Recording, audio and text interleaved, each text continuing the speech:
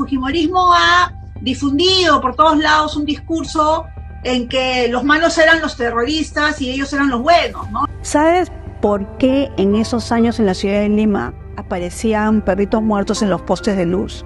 ¿Los terroristas son humanos? ¿Los terroristas son humanos o qué son? Son inhumanos más bien, ¿no? Este ciclo voy a dictar un curso sobre los 20 años de la entrega del informe final de la Comisión de la Verdad y Reconciliación. Rocío Silva Santiesteban, expresidenta de la Coordinadora Nacional de Derechos Humanos y confesa marxista, dictará un curso en la PUC cuya finalidad es estudiar el informe final de la Comisión de la Verdad. Durante el semestre, los alumnos matriculados en este curso visitarán el y asistirán a una presentación donde los familiares de las víctimas del caso de La Cantuta narrarán sus testimonios. Además, como parte de las lecturas obligatorias del curso, deberán leer el libro de Silencios y otros ruidos, de Rafael Salgado Olivera, un activista de extrema izquierda, hijo del terrorista Rafael Salgado Castilla, quien participó de distintos secuestros, extorsiones, torturas y asesinatos contra civiles inocentes como miembro de la organización terrorista MRTA. A pesar de conocerse todo esto, en el libro que deberán leer los alumnos, ese terrorista es presentado como una víctima del Estado peruano, y su hijo sostiene que las fuerzas del orden lo asesinaron por el simple hecho de ser militante del MRTA. En fin, aquí no discutiremos si el enfoque que se le está dando a este curso es objetivo o no, porque creemos que existe la libertad de cátedra y los alumnos son libres de escoger si matricularse o no en él. Sin embargo, lo que nos interesa es cuestionar la valoración que se le da en ciertos espacios académicos a la Comisión de la Verdad,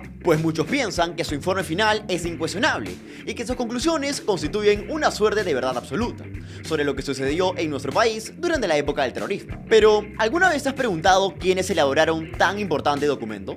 La CBR estuvo integrada por 12 comisionados. Uno de ellos fue Carlos Tapia, académico y exdiputado de Izquierda Unida, quien esconde un oscuro pasado.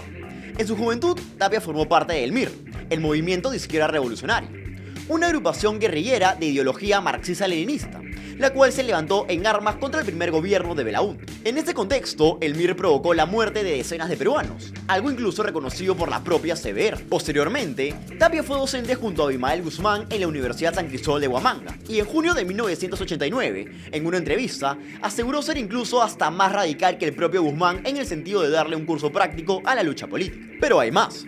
Si bien Sendero Luminoso inició sus acciones terroristas en 1980, durante la década previa, Guzmán ya hacía de las suyas en Ayacucho, promoviendo acciones subversivas, razón por la cual fue apresado. Por ello, en 1970, su entonces colega, Carlos Tapia, firmó una carta en nombre de la Asociación de Docentes de la Universidad San Cristóbal de Huamanga, donde se solicitaba su liberación. Esta misma carta también fue firmada por Carlos Iván de Gregori y Alberto Morote, otros dos comisionados de la CBR, este último, primo hermano de Osman Morote, el recordado número 2 de la agrupación terrorista Sendero Luminoso. Por supuesto que sus vínculos familiares no tienen nada que ver con sus posturas políticas, pero en el caso de ese señor ha militado por distintos partidos de izquierda a lo largo de toda su vida. Desde luego, estos datos ya nos dan una idea del sesgo ideológico de los comisionados, pero aún hay más. En el 2012, la comisionada Sofía Maher admitió haberse opuesto a que los militares presenten sus testimonios y descargos en audiencias públicas. Es decir, reconoció que hubo errores en el trato que se le dio a los miembros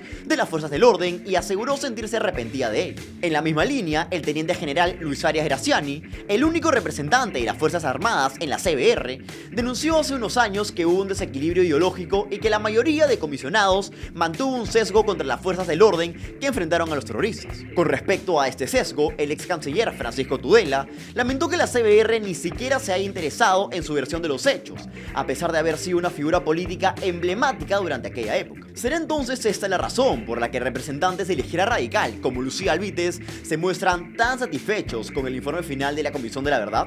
¿Se puede hablar entonces de un informe final de la CBR sin sesgos ideológicos, tal como el propio Alberto Morote lo asegura? ¿Tú qué piensas? Cuéntamelo aquí abajo, en los comentarios.